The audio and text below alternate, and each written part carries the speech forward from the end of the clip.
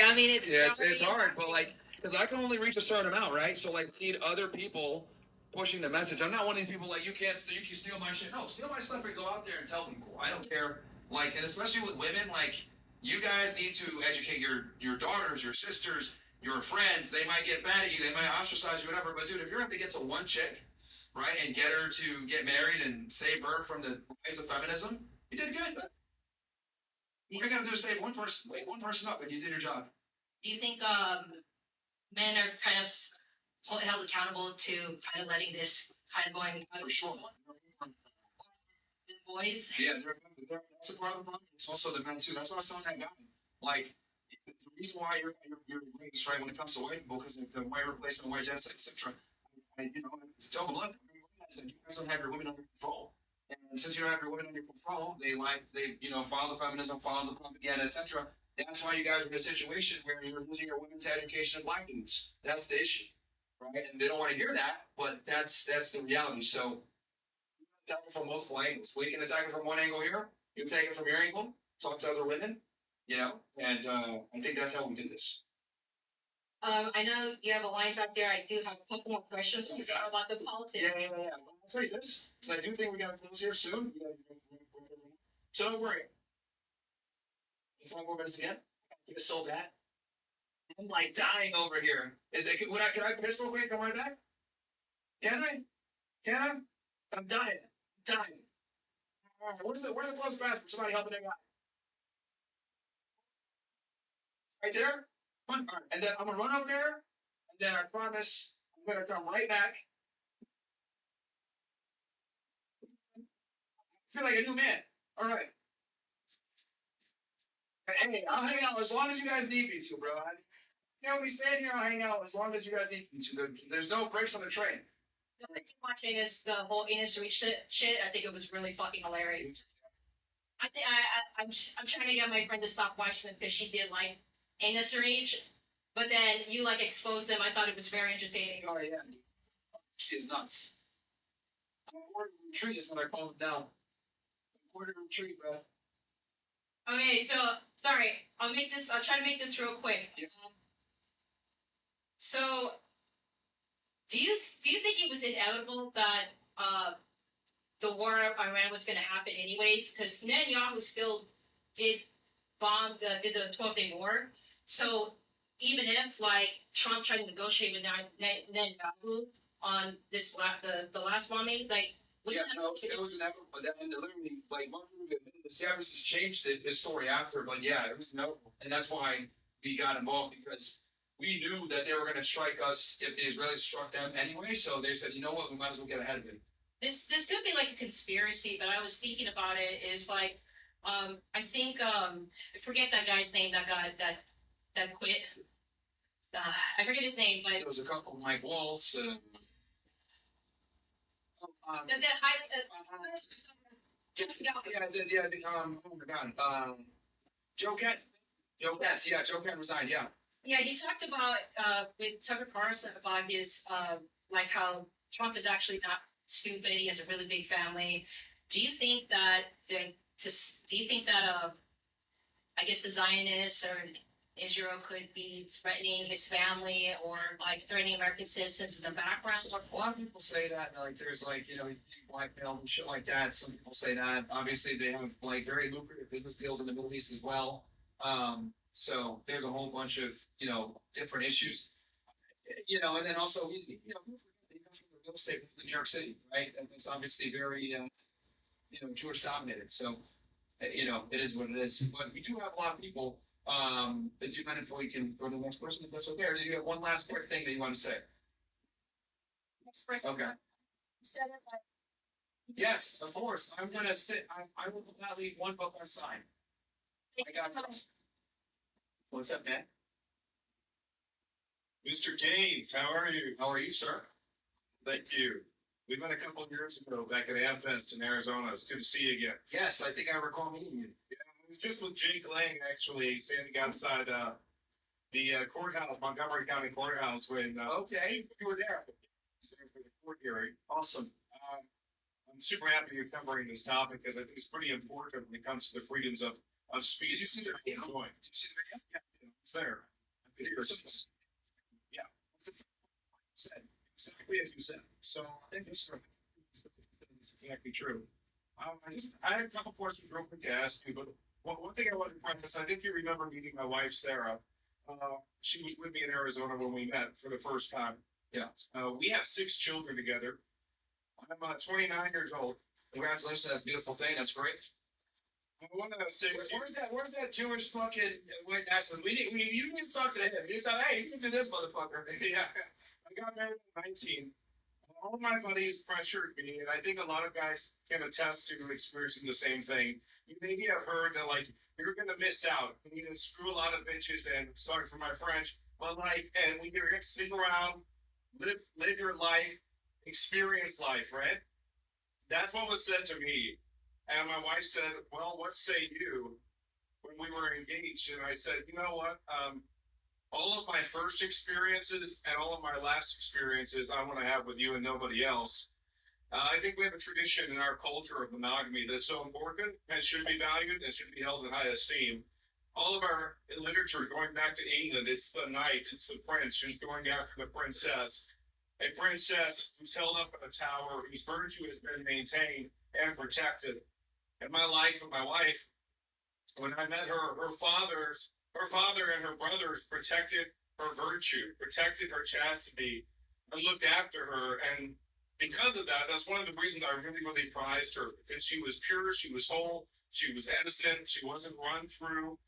You know, I was her first kiss. I love that, you know, and I feel like so many people, because of the degradation of our society, are not going to be able to experience that kind of beauty.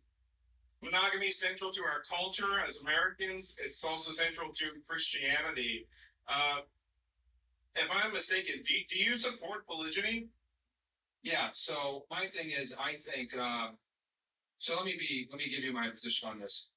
I understand the importance of monogamy. I understand that it's how you build a society. I understand that when men are monogamous, they tend to be more, future oriented. They stabilize a bit. They want to build they want to, work and provide for their family. Now, the things that you experience are great. I wish more guys can experience it. But unfortunately, this is no longer the new normal for most men. Most men, when they meet a girl, they're not going to be the first kiss. They're definitely not going to be the first dick. And they're not going to be the first guy to take her on a date. And I would argue in today's day and age, with the way women are, women have changed so much that to, adhere to or hold that belief can set guys up for a really bad time when it comes to what now basically has become a fairy tale. Now, what you have is fantastic, and I'm glad that you have it. It's beautiful. The reality is that most guys are not going to be in a position to find that and or get that, unfortunately, in today's society in 2026, with the way feminism is and everything else like that. So what I tell guys is, when it comes to the way the new normal is, you must adapt to the new normal. And I think guys need to be experienced with women where they're in a position where they're not necessarily being controlled via sex, because that is a female strategy where they are going to, oh, you want to listen, you need to take the trash out. Oh, you want to do this, you need to do that.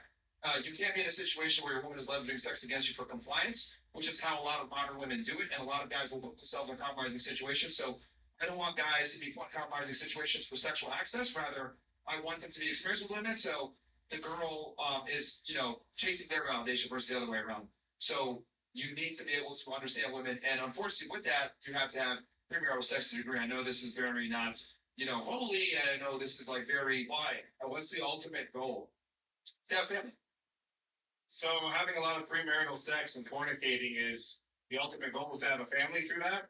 Well, so yes, your goal should be to have a family, but you also don't want to start a family with a woman that's a harlot that's going to ruin your life and make it bad for your children, where she's going to cheat on you. So you should be a man whore, and that somehow is going to make you a man. I'm not following. So yeah, so okay. The female sexual strategy when she meets a guy is to sell. Period. I'm a good girl. Commit to me. Give me your resources. If a guy isn't experienced enough, he won't be able to tell if she's telling the truth or not. The only way that you're going to be able to tell that as a man nowadays is you need to be able to date women and identify certain characteristics, traits, and behaviors that are not conducive to a long-term relationship. Because unfortunately, since so many women grow up in fatherless households, a lot of women grow up with a very toxic mindset of masculinity. A lot of women grow up with this feminist ideology, where they don't respect masculine authority and the things that, like you mentioned, how your wife, right? she was preserved and protected by her Father, father. brothers, yeah. Most women don't have that. So since most women don't have that, you kind of had a pre-assembled woman. Most men do not have that. So what they have to do is they almost have to assemble the woman on their own. And they do that through vetting her, figuring out what she is, and then going off of that. And I know this, some women might get mad at me for saying this, but this is the reality of dating as a man, because if you get married to a woman, you have far more to lose a lot of times than the woman has to lose. So that's why I tell guys, you need to be aware of this stuff, and you only get that through being around women. I just have a caveat to what you just said. Sure. I will say, here's a better strategy for men. There's plenty of really good, godly girls who are protected by their fathers and their brothers, but you're not going to find them in the strip club. You're not going to find them in the bars. You need to go to conservative, reformed Christian churches, or holiness Pentecostal churches, or independent Baptist churches, where they were raised with that society and that culture, where not only are they shamed by their family if they go out and become sluts, they're shamed by their entire community, their church, family, everybody. So they are socially engineered already from childhood, from birth, to maintain chastity, to maintain virtue, that your duty is to be a wife and a mother in the home and to serve your husband. And that's what I got with my wife. So guys, No, I know. And that's fantastic that you were able to find a girl that had these social training wheels in place where she came to you ready as a wife and she was prepared. What I'm saying is that that's just not a viable option for most guys. it doesn't, guys, It's not realistic. with all due respect, I don't think most guys are looking in the right place. You're not going to find them on the beaches. You're not going to find them in the bars. You're going to find them in a conservative church. I don't think the majority of the guys out here are going church shopping. Go find. Now, I'll be honest about this. I'm sure there's plenty of guys here that, women will be hoes on Saturdays, they go to church on Sundays, right? Even if you go to the church and use these screening tactics as you're mentioning, which I agree with you, I think they're fantastic ways to kind of screen women. You're still gonna have to be put to your paces and be able to identify a girl that's faking it until she makes it. If you go to a non-denominational church and the girls dress like hoes during service, you're probably in the wrong church, because if they dress like hoes, chances are they're hoes. What I'm advocating for is that you go to a church with conservative values and morals. Go find the women there where those values and morals are maintained, because there's peer pressure from society. Sure, that's one option. What I'm saying is that a lot of people are not religious, a lot of people are not Christian, a lot of people might not, they might be Jewish, they might be Muslim, they might be more secular or whatever. I'm giving more advice that's pragmatic based on where we are and how things are now. If they're Christian and they, adopt your worldview, a Christian worldview, that's a fantastic way to go about it. But I'm giving a more, how do I say this? A bigger and larger overview for more men that they can adopt, that might not necessarily be Christian based, but if they're Christian based, yeah, that's a great way to go about it. I still, tell guys like, hey, still exercise discretion, because a woman can go to church and still get 3 or 4. Yeah. But that is one way to mitigate some of the risk. Well, I think large society at large, yeah, this corrupt moral, and this is you're paid to be so. The algorithms on social media promote promiscuity. We see all of these things. It's standardized in our culture. Yet the reality is, there's another culture that's part of American heritage culture, and that's Christianity.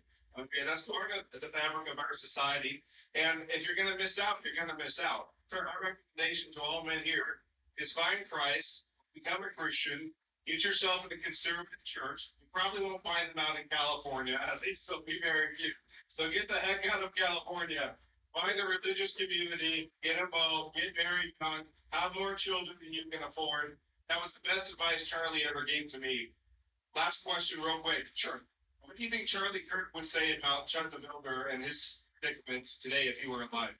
Just speculating.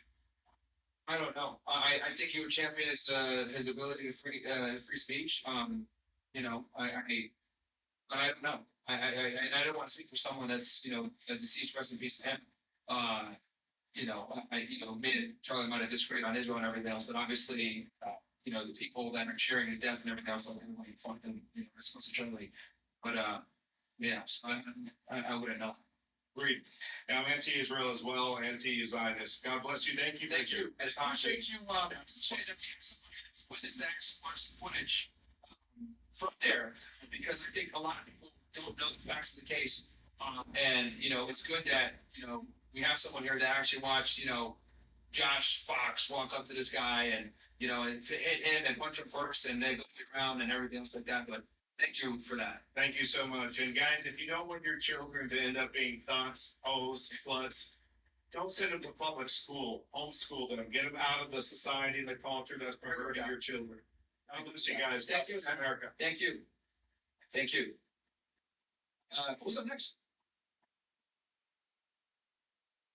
Yeah, this, a lot of times they do, yeah, a lot of times they do. Hey, good to see you. See you too, man. So I'm running for office as a Republican here in California, and one of the big issues that we have is the Zionists have completely overrun our party. How do we get the Zionists out of the Republican Party? We're gonna need to get behind politicians like you that wanna get them out of here. All the influencers, all of us, we gotta get by, you know, if there's a politician, he's like, yo, in the right wing at least, not necessarily the left wing, cause the Democrats are faggots and they're socialists and they don't really, they look at Israel from another perspective. They look at it more from a humanitarian perspective, which there's nothing wrong with that. Obviously, what's going on in Palestine's a problem, but they don't look at the nationalistic perspective. We need to get behind politicians that are anti-Israel, and the right wing especially, because they control the GOP. That's the last faction that they have at this point, right? There's a reason why there's like Mark Levin and, you know, a lot of these like pro-Zionist people are going to the right wing. You look at someone like Blackman, who's a lifelong Democrat, he's voting Trump all of a sudden. Alan Dershowitz. Exactly, yeah. He left the Democrat Party and he's going over to the Republican Party. So this proves what we've always said. A lot of these Zionists, especially these prominent ones, are Israel first. Their American politics comes second to their Israeli politics. Awesome. Well, thank you so much. I'll let somebody else take it. Thank you, man. Yeah, can you like introduce yourself real quick to the people and tell them more like what the district and everything else like that? Yeah, I'm running. My name's Dennis Victoza. I'm running for Congress in Hollywood, Glendale, Burbank, and Pasadena, and Sunland. If you're registered to vote there, I'll be right there. We can chat a little bit. Thank you so much. No worries, man. We need more, you know, anti-Zionist politicians in government realm. So anything that's a Republican, especially, I already know that's uphill battle. They're gonna probably APEC's gonna try to fund to get you out of there like they did with Massey, unfortunately. 35 fucking million expense to get Massey out of there. What's up, man? How are you? I never would have expected to meet you today, man. So I'm kind of nervous, man. But I want to ask you. Nothing to be nervous about, my friend. I want to learn from you. Like, where can I follow you? You know, I know you do like have that OSS stuff. You know. Yeah. Like, where can I follow you? What was that you said? Where can I follow you? I want to learn like finances and stuff like that. YouTube, bro. Rumble, kick everywhere. Fresh and fit. To your gains, X. Appreciate it, man. No worries. Yeah, thank you, bro.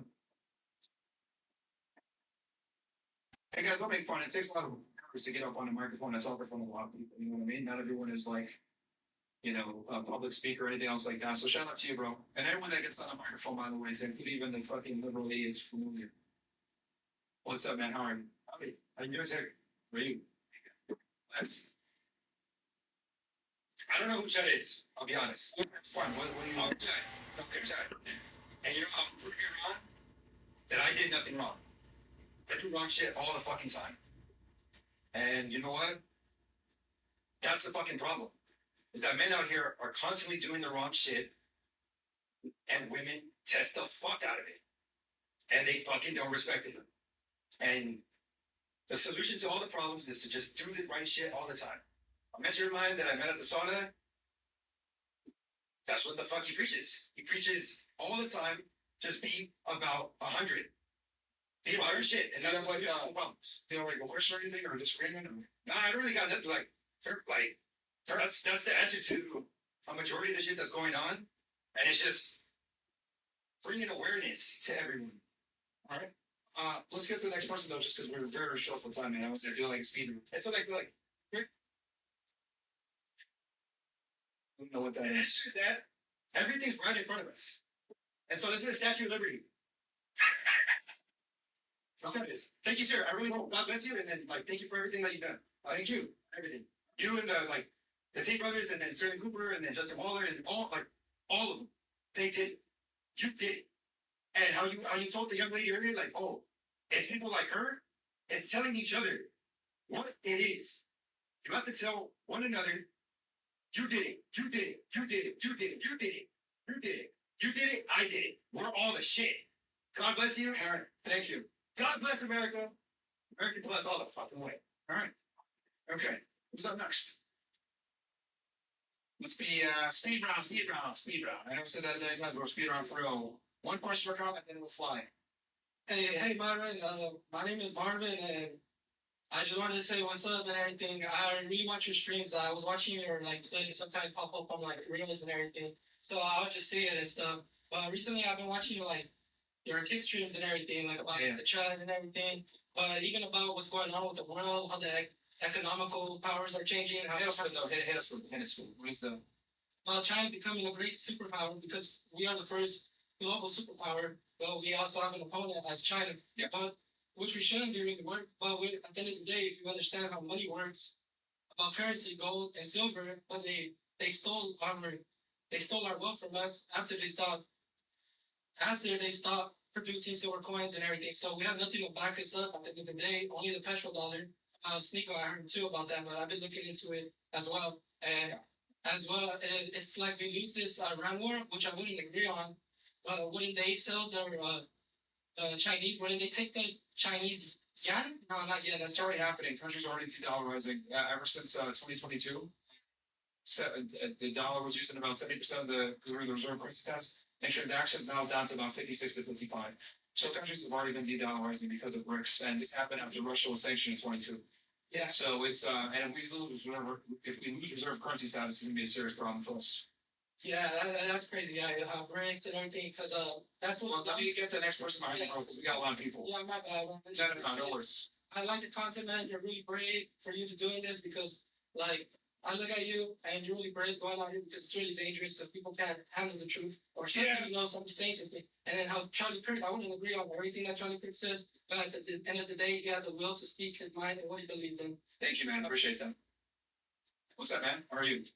Good. It's quick. I want to get through everybody. To bring your attention to this issue, the case of Henry Nowak. No. So this teenager in the UK was stabbed by a Sikh man with a knife. Okay, this little altercation, and the cops would put him in handcuffs and have him bleed out because the Sikh man accused of being racist. I was thinking about your policy on like immigration. Do you think that immigration has sort of gone out of control in general, or Yeah, I think mass immigration always leads to inherent problems. You bring in people a lot of times, with mass immigration, you don't get the best and brightest. You get people that come in from third world countries that might not have the same civilized mindset, rule of law, appreciation, and they come in and they take advantage. So mass immigration is a huge problem. Huge problem. so I would just say like the UK is kind of farther along on that path because that's kind of where we're heading because in the UK the Sikhs can carry a knife, but the citizens cannot. So Yeah, I mean, the UK, Australia, these countries are cooked. They're far more progressive than we are. They don't have freedom of speech. They have mass immigration problems of their own to deal with, which we do as well, but we're not as like far gone as they are. So no, I agree with you that mass immigration is a huge problem. That's why I'm so supportive of vice. So all right, well, I would say it's interesting, like because I was thinking about like with George Floyd, everyone was covering that. No one's covering the Henry Nowak thing. now because it's foreign, so that unfortunately most Americans don't care about mass immigration, let alone mass immigration in Australia. So that's why. Yeah, that's fair enough. Yeah, whether you care, whatever. But I see your point. I see your point though. Is like you're bringing, mass immigration leads to inevitable problems, which I agree with. Complex issue. So, all right, man. Thank you. But yes, yeah, man. All right, guys. So I think we got to close out. So, form a line. Okay, yeah. So, guys, we're gonna form a line here, so I can, go ahead and sign books and take pictures and all that other stuff. Thanks for coming out. It was awesome, man. Well, I look forward to talking to and shaking some of your guys' hands. And okay.